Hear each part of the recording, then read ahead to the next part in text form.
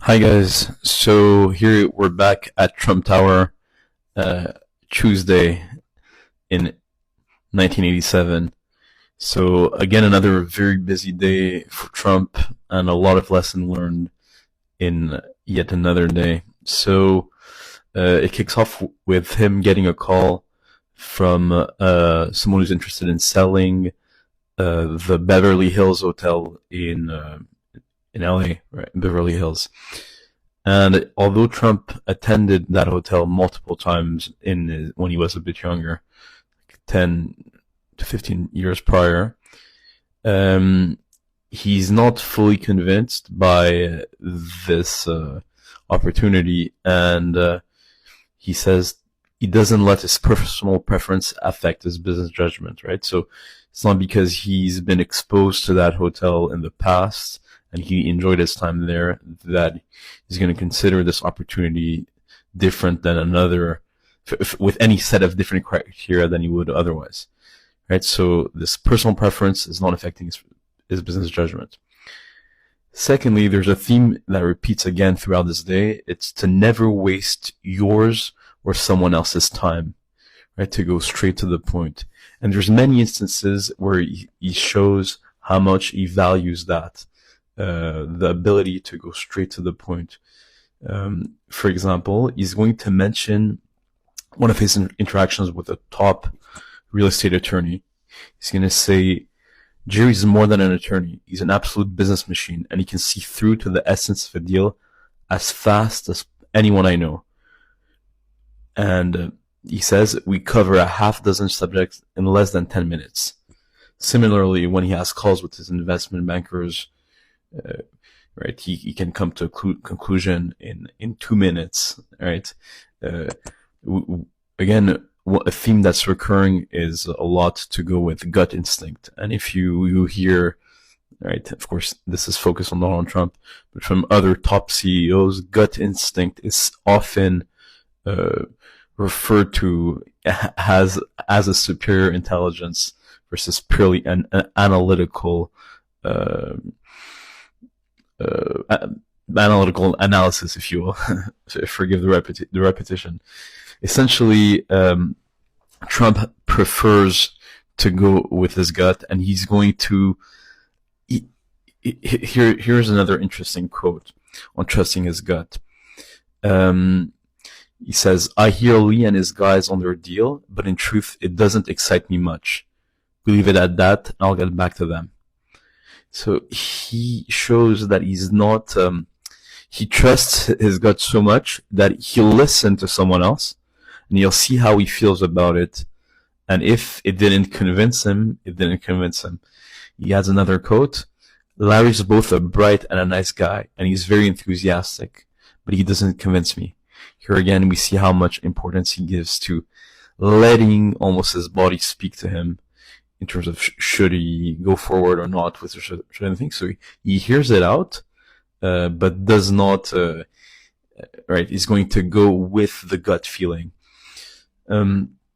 So he encourages, you're going to see an interesting change in tax that happens at the time that is going to benefit him, but he sees the second order consequence and the incentives behind it. So he says, I still believe this law will be a disaster for the country since it eliminates incentives to invest and build, particularly in secondary locations where no building will occur unless there are incentives.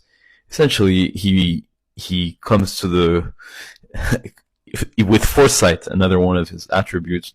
He sees that although he's getting relief by a certain tax that came into passing, this is not going to be good for the industry as a whole and ultimately for the country, because the incentives are becoming lessened. And if you want to quote the great Charlie Munger, he's going to say that show me the incentive, I'll show you the outcome.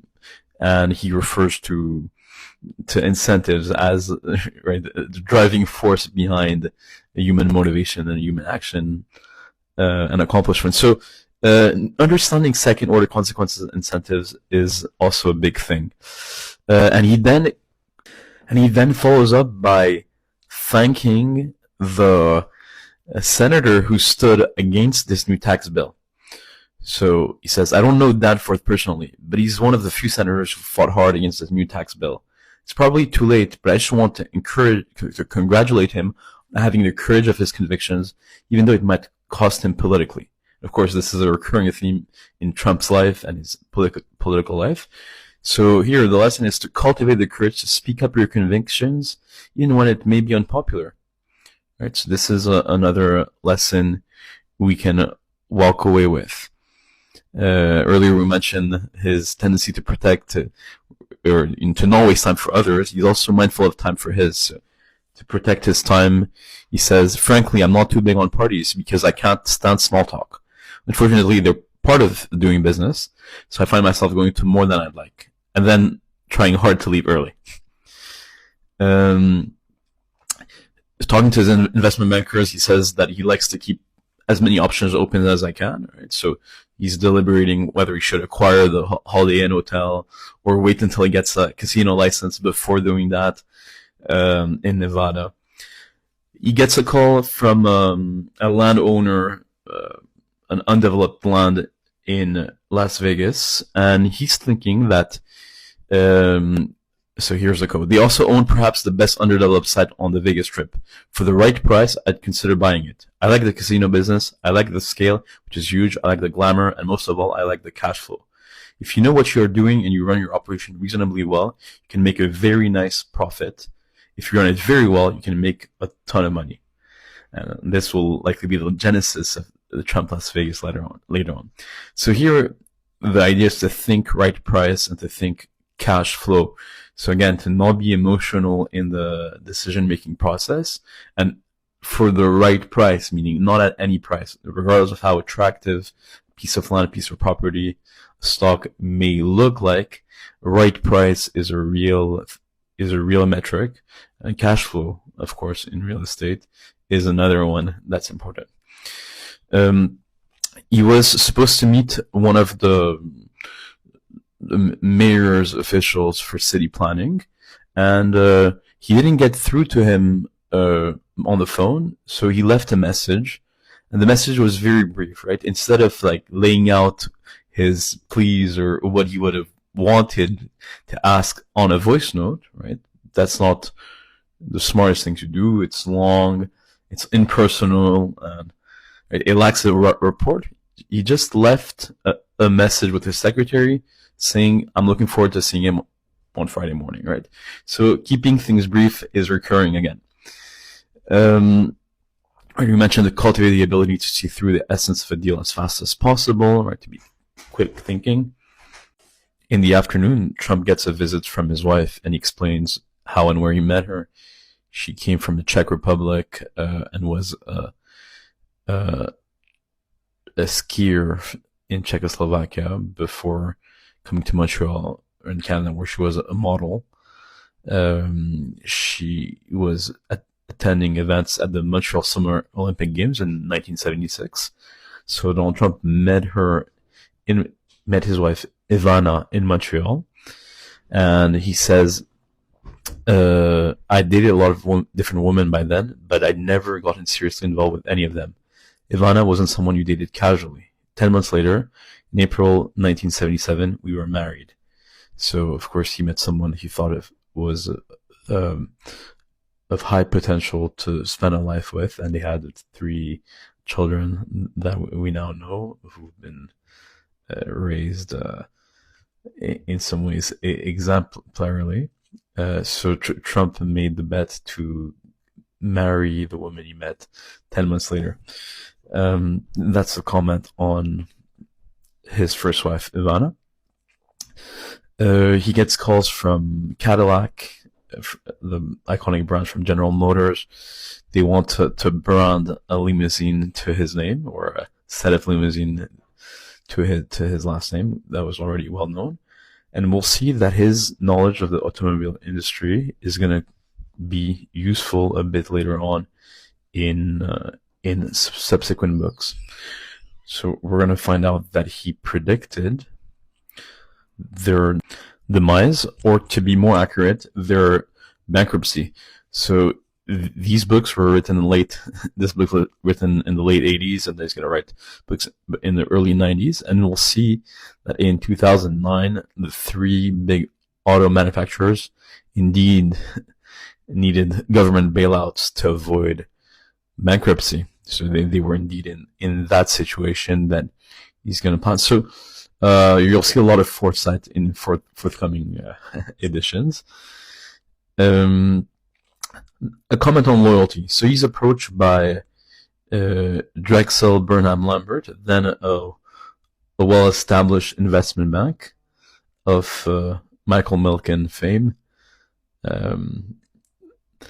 and or infamous, depending on how you see it for that set of events.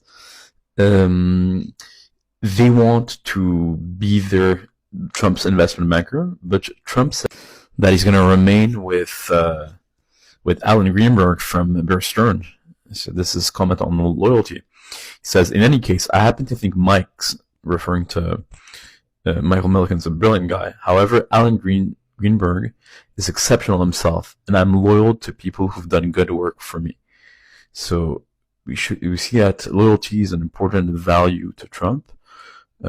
He wants people who are competent and who have good intentions. So, of course, these two don't always go together, but he wants both competence and good intentions toward them. So that's something that he values highly. Loyalty, meaning good work for him, and it goes both ways. He's good to the people who are good to him, both in the sense of competence and of good intentions. On trusting your gut instinct, right? So see, he's gonna listen. So he's open-minded, right? He's exposed to different deals, and he listens proposals. But you'll see his reaction. He really trusts his gut instincts. So he's gonna say, "I hear Lee and his guys out on their deal, but in truth, it doesn't excite me much. Leave it at that, and I'll get it back to them." This is a first example where he's looking internally to see, does the deal excite him, yes or no? And secondly, Larry's both a bright and a nice guy. He's very enthusiastic, but he doesn't convince me. I mentioned that earlier in this episode, but it's worth mentioning again. So he lets himself he's exposing himself to arguments, and he's observing how internally is he being convinced or not. So his trust in his instinct, in his natural instinct, which we all have, is, I don't want to say foolproof, but almost. He really believes that his body is going to tell him the right conclusion from being exposed to these arguments. So he's not convinced, and he's not excited. And we see that it's really at the gut level, and this is another lesson we can take. So listen to your gut. Then he's going to comment on the success of Calvin Klein. He says he's a very talented designer, but he's also a very good salesman and businessman. And it's the combination of those qualities that makes him so successful. So you could be a product designer. You're going to need to know sales skills and business skills to make things a commercial success. These are two attributes that we could probably apply to any profession. So don't underestimate the power of having good sales skills. And finally, responding to a fake news article by the New York Times, he says, "The way I see it, critics get to say what they want about my work, so why shouldn't I be able to say what I want about theirs?" So for him, it's fair game. If he's getting criticized, he can criticize back, given that there's fallible humans beyond every organization, and they can also make mistakes. To summarize, don't let personal preferences affect your business judgment. Never waste yours or someone else's time. Go straight to the point. Keep things brief. Think of second-order consequences and incentives. Cultivate the courage to speak up your convictions even when it may be unpopular. Think right price and cash flow. Cultivate the ability to see through the essence of a deal as fast as possible. And be loyal to those who are loyal to you. And listen to your gut. I hope you enjoyed this episode, and see you on the next one. Thanks.